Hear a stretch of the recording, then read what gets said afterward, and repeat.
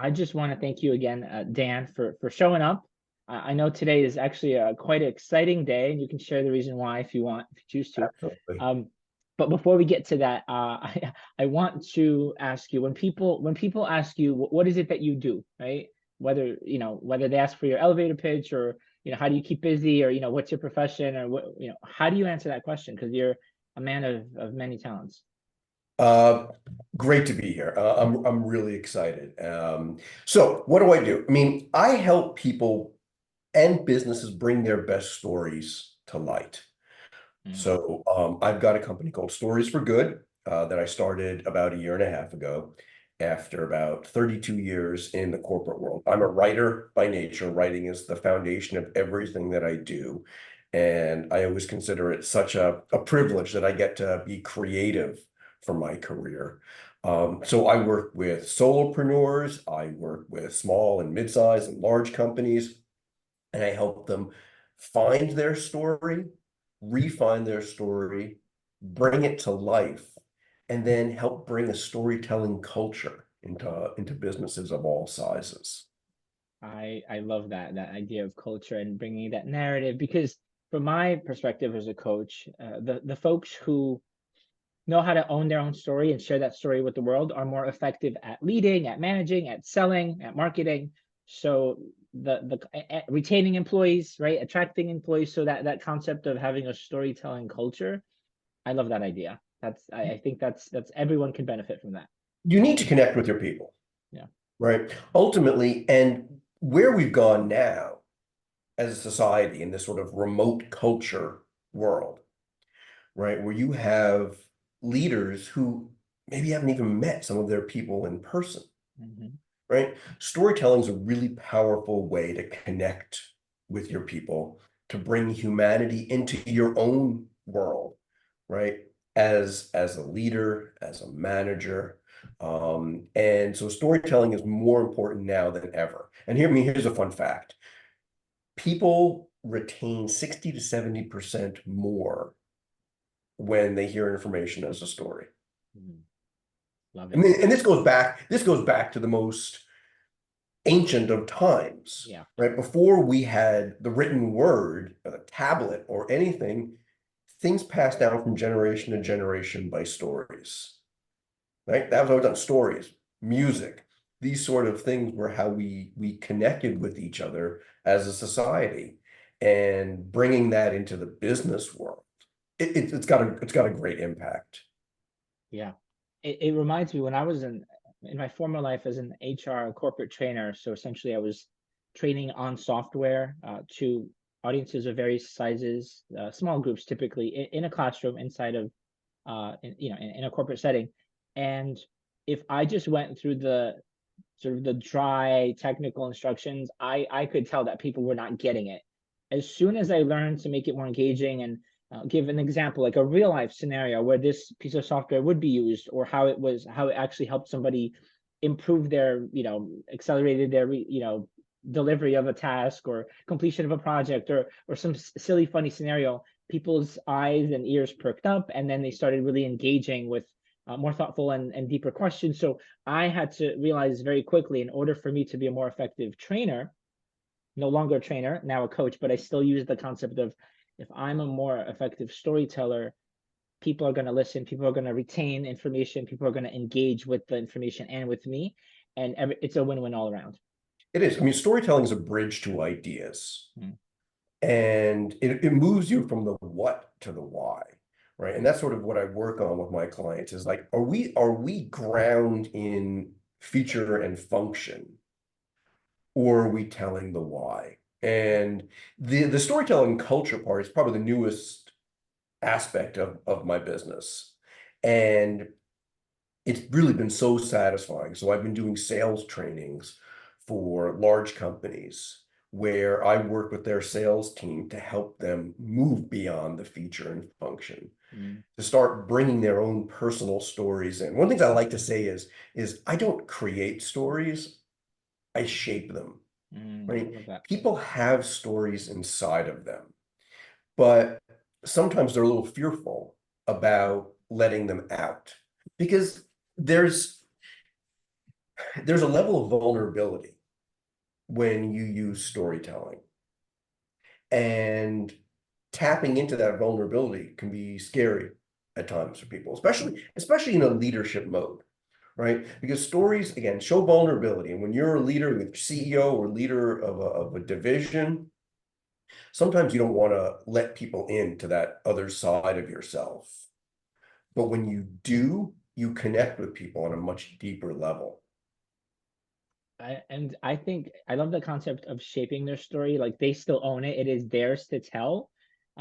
What the way I kind of frame it in my own work, and I think there's probably a major overlap between what we do, is I help them unearth that story, right? So as a coach, the idea is that they're already whole and resourceful and creative and innovative, but that's been hidden or buried under layers of rust and dust for many, many years of corporate life or whatever, life in general. And they just forget that they have compelling, cool, funny, funky, innovative stories to share with the world. And those stories might be good for business, they might be good for their own personal development, or all of the above. But I like that idea, is unearthing and then shaping that story so that other people are engaged by it, and these stories are more memorable than they would otherwise be. So I think Yeah. there's a major overlap between what you and I do. I totally agree with that. And look, I'm not going to say anything bad about corporate America because I spent so long there, decades there. Now, Yeah. I love working with corporations, but Yeah. corporate America can suffocate your own personal identity, Mm, right? People yeah. start to identify with the company and not themselves. Right. So, and I totally agree with the parallels. Here's a good story. So one of the things I do sometimes, probably very similar to you, is I do some personal branding coaching for people who are looking to get to the next level in their career or out of work and want to find a new job. Yeah. So I was working with a woman last year, and at the beginning of our conversation, I said, "Okay, what do you do?" And she said, "Well, I do professional development for elementary school teachers. I create these worksheets and packets, and then I work with them to get better on skills and blah, blah, blah."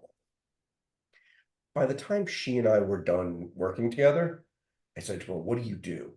And she said, "I build better teachers." Mm, love it. Simple, Right? memorable, and also like, whoa, right? Like that's a mind bend. It's Well, like, tell me more. What does that mean? That sounds exciting. then you go into Yeah. um, the worksheets and how you do it. So one of the most memorable things that I've ever learned about messaging is that if you want your kids to eat vegetables, you don't pile the plate high with 15 carrots and a whole pile of peas and celery, right? You put 3 carrots, 3 peas, 3 pieces of celery, right? Then they eat that, and then you give them more. Right. Messaging's the same way.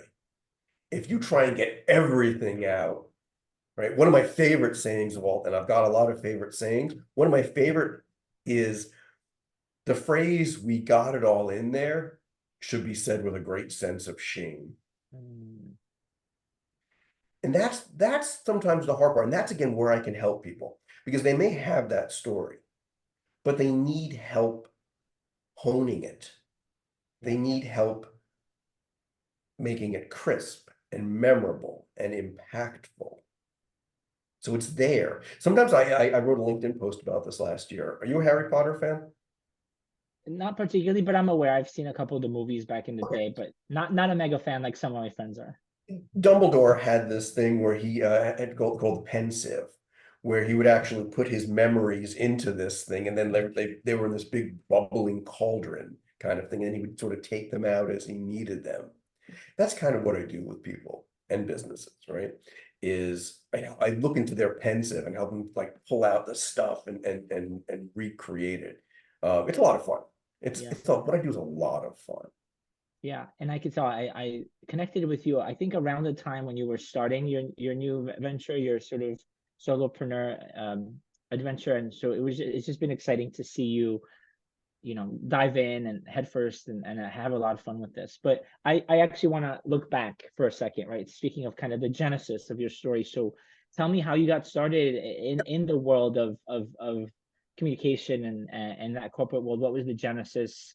You know, maybe go all the way back to like college if relevant and I'd say love like, how to. does that Okay, connect? I can do it. But before though, I want to go back to the genesis of you and I meeting because it's Yeah, actually, I was thinking about this. It's really hilarious. So you and I live a mile and a half from each yeah, other, yeah, probably yeah, when you're up yeah. north, right? You live about a mile and a half, but we were connected by somebody in Denmark. Hmm. Right. So a mutual connection in Denmark connected us, and we live around the corner from each other. That's right. And a mutual connection in Denmark who has a really compelling story on his LinkedIn, which resonated with me. It wasn't just some like nondescript person in Denmark. It was a guy who has a really strong brand on LinkedIn with which I resonated, and I reached out. And then it Yeah. turns out that he has a friend in White Plains too. And so Yeah. that's the beauty. And shout out to Peter Sorgenfrey. Yep. If you don't follow Peter Sorgenfrey on LinkedIn, you should because he is Yep. a wealth of great ideas and someone I'm proud to call a friend for, oh boy, I mean like 24 years. Wow. Yeah, Awesome. he and I worked together at Toyota back in the day. Awesome. So okay, so genesis of my story.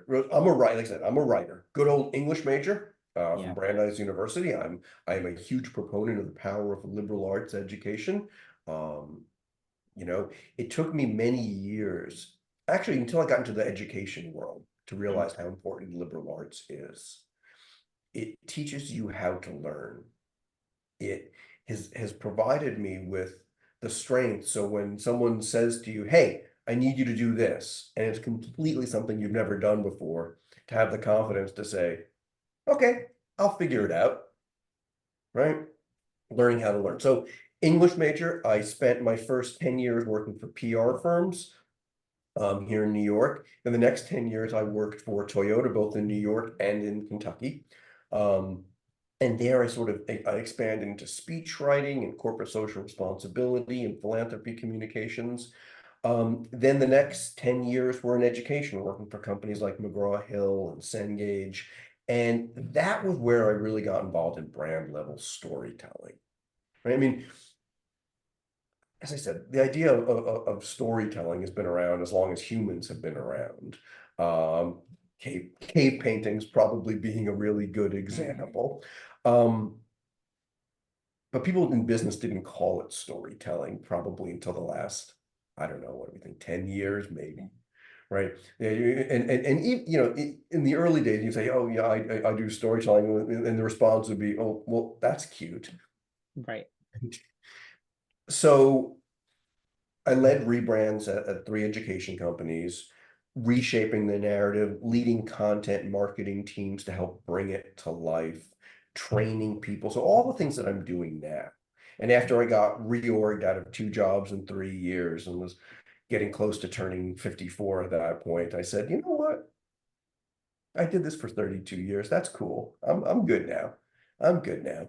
And struck out on my own, which has been the most exciting and scary thing I've done in my professional career. Yeah. So that's where I am now, you know. I have my practice, which is just me officially, but I build virtual teams for my clients, so as big as they need.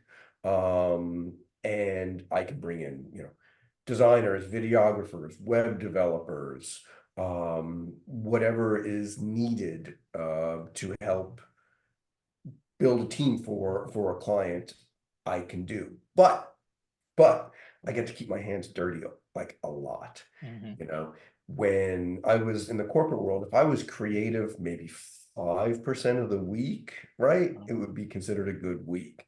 Wow. Yeah. Now I'm easily creative 40% of the week, Yeah.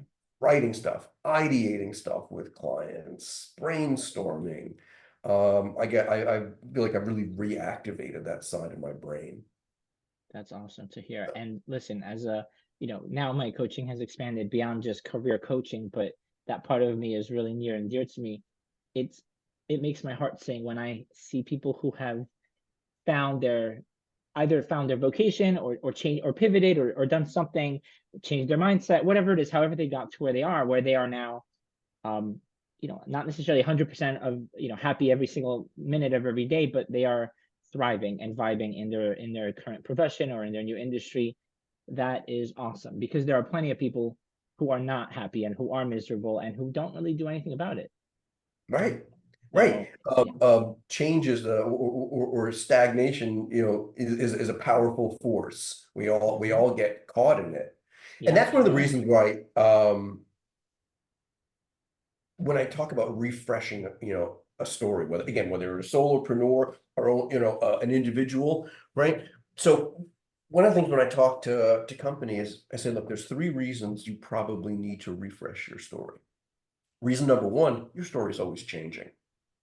Reason number two, the needs of your customers is always changing. And three, your competitors are always changing. So if your story is not aligned to stand out on all three of those fronts, it's time for a refresh. And I generally believe in refreshes versus rebrands, right? Um, Sometimes people are like, oh, we need a rebrand. It's like, well, you could, but it's a lot better to have an evolution versus a revolution. Because hmm, why throw out all the good stuff you've done? Just like refresh your story, um, make it more honest to where you are today, right? Obviously, honesty is a huge part of this. And then after you refresh your story, you can do some design refreshes, right? Like at one of my companies, we were trying to come up with kind of a softer, more emotional feel for the company, right? We'd sort of gotten to the point where it was very like aggro male. yeah, And even the way our design was like a lot of like chevrons and things like that. So we came up with a more emotional, honest story. And then after we did that, then we're like, well, let's just sort of smooth out some of the rounding on our logo as well.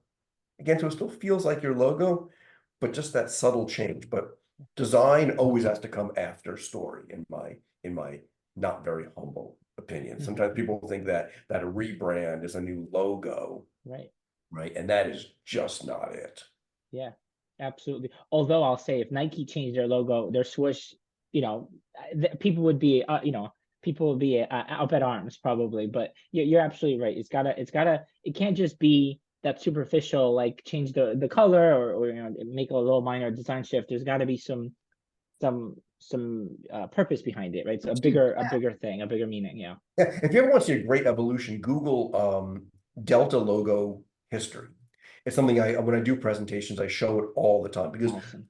for Delta's first 100 years or whatever, it would change a lot. They've been around 100 years. I guess I'm not a Yeah. flying history buff, right? But over the last like 20, 30 years, it's evolved. It smooths out. The colors change a little. They have all of it on this website. It's very cool. And it's sort of the benchmark of when I think about Mm. how you evolve something. I'll definitely check it out. I was just on a Delta flight from Nashville, and my favorite thing are the Biscoff cookies that they Oh offer. yeah. But I do love a I'm nice one of those logo weird progression. people that actually likes Delta. I actually think Delta is a good brand. Oh yeah, And my experiences, and I've flown them for years. They're yeah, generally my number one airline. yeah. They're I fine. They I make see. I see. But you, in sharing that, you're also the subtext or the other stories that there is the story out there that Delta isn't a love brand, which I didn't hear until you shared that. For me, I had good experiences. So now I have all these different stories in my head. But the point being that I too have had a really wonderful experience with Delta, and I'm really excited to look at this. I'll probably do that as soon as we end the yeah. call. I'll end up going out on Google and seeing that progression of logos. So you talked about your own progression, right, in the last year and a half or so, starting your own biz. And I have a sense I know the answer, but I actually don't want to assume. Or if I do assume, I want you to prove me wrong. Okay. But looking at the entirety of your career, everything that you've done from day one until today, what is it that you're most proud of so far? Oh wow. I'm I've created stuff.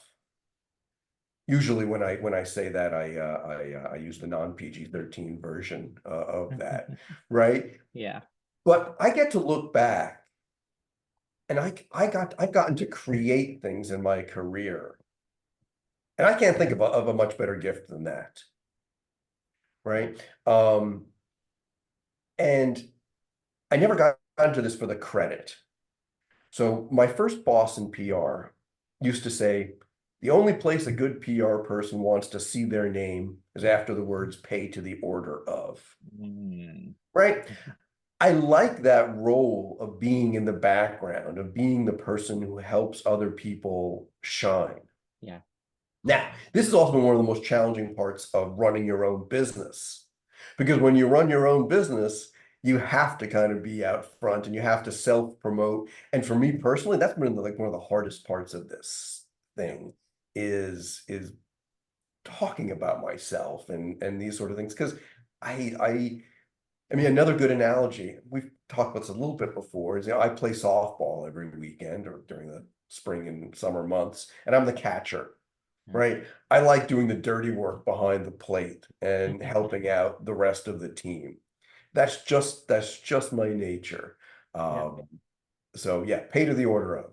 I love that. I love that idea. And I work, when I work with folks, whether they're in sales or marketing or occasionally PR, they are really good at selling or promoting or shaping or unearthing the story of the product, of the company, of the service that they're selling, but they just haven't put in their reps for talking about themselves. So it's almost like a matter of repetitions, right? And once they start doing it, it does get easier. Does their inherent innate nature change? Do they still not like to toot their own horn?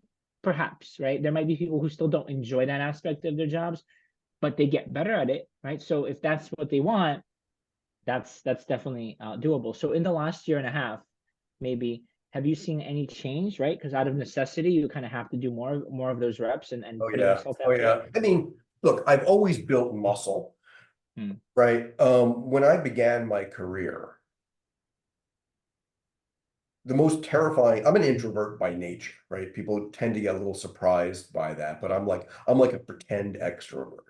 Hmm. I know, and like I'm not like heavily introverted, but like probably like a 4-6 on the Myers-Briggs kind of thing, or 6-4, whatever it is, right? So in the beginning of my career, the idea of going to like a cocktail party where I didn't know anybody was the most terrifying thing in the world. Hmm. Yeah. But over the years, fake it till you make it kind of thing, right? Now, drop me anywhere, fine. I'll have a good time. So I'm feeling more of that now with the business, right? I'm a year and a half in. I still think of all the things I've done wrong since I started this business, right? And there's more than you can shake a stick at. But I like to think about Nelson Mandela's quote where he goes, I never lose. I either win or I learn. Hmm. Right. Oh yeah. So as long as I learn from my mistakes, and sometimes, you're gonna make the same mistakes again. And that part you're like, and then stop beating yourself up over it. But as you know, like running your own business is hard. Yeah. It's really hard. But when it's satisfying, then it's the best. Yep. No one can take that away from you. People can try. People, there's always going to be naysayers, whether they're internal or your own community or on the social medias. Right. But I tend to um, either ignore or for whatever reason not attract the trolls, right? I mean, knock on wood, but I tend to have had a, maybe it's just the nature of my business. It tends to be about development and being the best version of yourself that you can be. So that typically doesn't attract too many haters, but I suppose there Yeah, are always a few. the whole concept of being the best you can be is something you and I share in our work, right? We're helping our folks be the best they can be. We're not making them somebody they're not, Yeah. right? Again, memorable, ownable, and honest. That to me is the triad of a great story. Memorable, ownable, and honest. Memorable own, so MOH, Mo. I'm gonna think of Mo. Mo. Mo with the silent H. So I you mean, mentioned, go ahead. HOM, hum. I mean, okay, I'm gonna Yep. have to work in that. OHM. Oh, oh, I like that. oh, I look like at that. that. I've got my next LinkedIn post. There we go. There we go. So you mentioned, I think you either win or you learn, right? So I sometimes I frame that as you either succeed or you grow, or you succeed or you learn, right? So, but there are lessons to be had, sometimes really painful lessons, memorable lessons, right? Honest lessons, lessons that we own. So, what about I don't know, a mistake or a failure or something that happened in your career, whether it was last night or 30 years ago, that you care to share, and what did you learn from it? I think one of the biggest mistakes that I've learned from, we'll say in the last year and a half since I started this, is sometimes I forget to over communicate, Mm, right? I'm one of those people who often thinks of the strategy of how I'm going to do stuff, but don't take the time to write it down or communicate it. And so sometimes people have the misconception that I don't have the strategy. Right? mm, No, it's there. I'm doing it. I just yeah. so learning and yeah, and that's caused some challenges. Some of my clients were like they're just not understanding, why I'm doing it. And then we end up not in a good place. Right. So learning to say, okay, here's the strategy, writing it down, getting buy-in on stages in like little, it almost goes back to the carrots and peas thing, right? Um, I've learned to stagger how I do strategy with my clients where, okay, here's the big picture of what we want to accomplish. Have we bought in? Good. Yeah. And I go back and say, here's the strategy of how we're going to do it. Bought in? Good.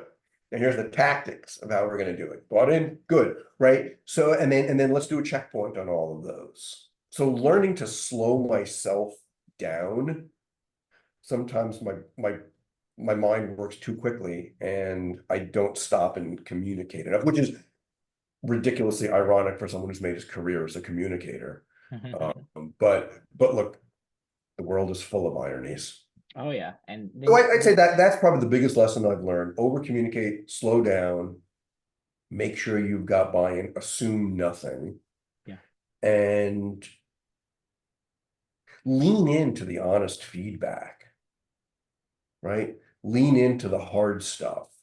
Hey, what's not going well here? Let's talk about it. We used to do this at Toyota, right? Toyota had this philosophy of bad news first, right? We had nothing against celebrating the wins, but we looked at mistakes as challenges yeah. and say, okay, we have a challenge. Great. Here's something really interesting. You know why coding is so important for kids? Tell me. It's not just the technical skills, it's learning how to fail. Mm, I was at a dinner years ago for like code.org or one of those organizations. And this woman said this, and it completely blew my mind. Coding is really important because nobody succeeds in coding on the first try. So it teaches kids to fail, to look at that and go, okay, cool, I failed. Now let's try this again a different way. And building that it's okay to fail and actually we're gonna fail mindset mm, into everything they I love do. it. Yeah, I thought that was just really cool. Right, because if you get the binary, the code wrong, and the output there's an error, you don't get a participation trophy for that, right? It's just, I mean, it's wrong, and then you have this opportunity to fix it. So I love that idea, and I dabbled in coding for a hot minute when I was a Yeah, teenager. It blew my mind. I didn't pursue it beyond that, but I was grateful for that experience because sometimes you think, wait, this is right. I checked my work, and then you're like, wow. And it's non-judgmental, right? It's a piece of software, it's an algorithm, well, now it's AI, it's a whole other story there, right, right? Anthropomorphized AI, it's wild, but it was great to have that immediate feedback of like, oh, this didn't work, and there isn't a human on the other side saying you should be ashamed of yourself, or how dare you, or how stupid you are, or whatever it is, right? Or right. get this done faster. It's like, hey, this is kind of a mirror of me, and hey, I want to do better. I think the other pieces, that's great that you had that experience at Toyota.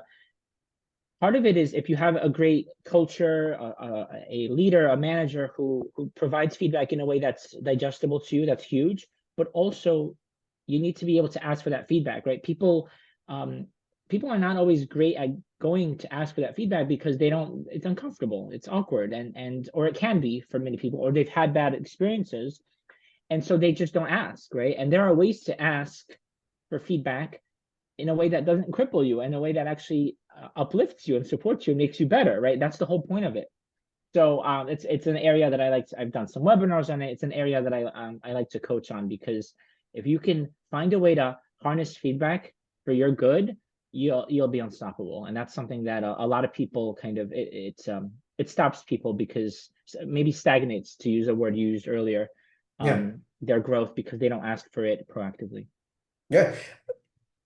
I wish sometimes that writing was more like coding, right? Mm, Knowing what writing works and what writing doesn't work is right. not nearly as binary as coding. Hmm. And Yeah. so it kind of takes a lot more work and trial and error to sort of see what kind of writing will resonate with somebody. Oh yeah, it's and I've seen you be more active on LinkedIn, or actually just be active, because I didn't know you, before a year and a half ago. But what's your how, tell me a little bit about your, maybe not your strategy, but what's your vibe on LinkedIn? Like, how often do you post? What do you tend to write about? I post not often enough. So it's one of those things I want to get better at. Yeah, I keep a running list of all the things that I want to write about, and ideas hit me at all time. I keep a Google document so I can just pull it up. Google Doc, I should say Google yeah. document, Google Doc, right? Where I can pull up on my phone. And again, stories are a bridge to ideas. So I think of stories, I think of experiences and what I learned from it. I love sharing the knowledge that I've been lucky enough to get over the years. Um, I'm always working at trying to hone my craft, right? Thinking about what you do as a craft, not a job Yeah. or, even a calling, right? It makes it really satisfying. So that's what I try and do with LinkedIn. I also like pointing out companies who've done a great job sharing their story and their branding and who have personally connected with me, right? Mm, I liked, one of the first ones I did. So here's something that I love telling people about. To me, my favorite tagline of all time comes from a trucking company, right? Not exactly the source that you would think, but I'll never forget, we were on the highway, and I saw an Old Dominion freight line truck coming by, and their tagline was and is helping the world keep promises. mm, good. That's good. So good, So good. right? It's not we're getting your stuff from here to there. It's we're helping you keep your promises. Yeah. Loved it. So to me, that is sort of the gold standard. So I write about things like that. Yeah. Um, Great examples of companies and stories that resonate with me and that we can all learn from. And I do read your stuff on LinkedIn and I enjoy it. I wanna agree with you that you don't post enough, but I also don't want to, force the sort of the social media beast and machine, right? That sort of, I don't want to kind of force you to, like, you have to post every single day or anything like that, because everyone has their own cadence, right? Yeah, Sometimes I actually do appreciate people who post, only once a month or whatever that may be, because that feels that much more special, right? So there is some potential benefit to not posting 17 times a day, like some people do.